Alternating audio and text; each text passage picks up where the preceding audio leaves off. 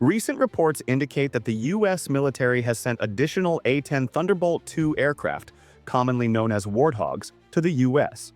Central Command Area of Responsibility. Specifically, on March 29, 2025, the 124th Fighter Wing from the Idaho Air National Guard deployed several A-10s, along with more than 300 airmen to the Middle East. This deployment is part of a broader buildup of U.S. forces in the region amid ongoing conflicts, including operations against ISIS and tensions with Houthi militants in Yemen. The exact number of aircraft deployed was not specified, but this move aligns with previous patterns of A-10 deployments to the region in 2023 and 2024 to support various missions. The A-10 Warthog, a legend of the skies, a symbol of brute force and battlefield dominance.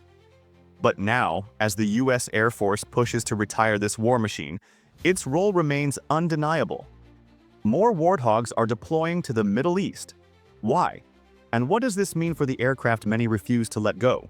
On March 26th, the first of the Maryland Air National Guard's 21 A-10s departed for the infamous Boneyard at Davis-Monthan Air Force Base, Arizona.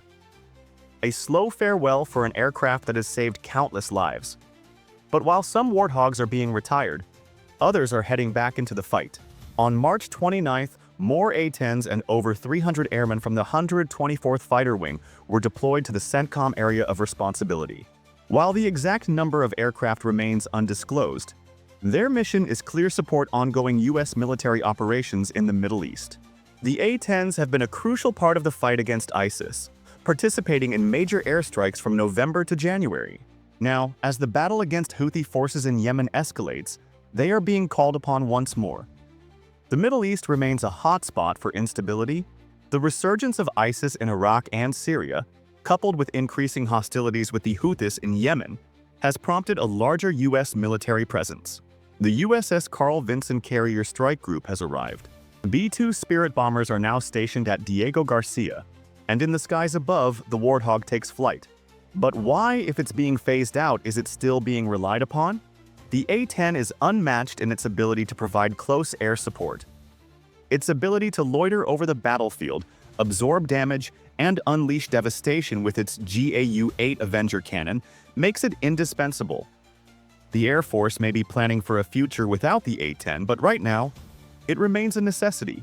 The Air Force is working to retire the A-10s, shifting close air support roles to fighter jets and bombers. But as combat in the region intensifies, it's clear that the Warthog's time is not yet up. It is still the weapon of choice in the harshest battles, still the guardian of ground troops. Our airmen in the state of Maryland should not be left as the only state without a flying mission.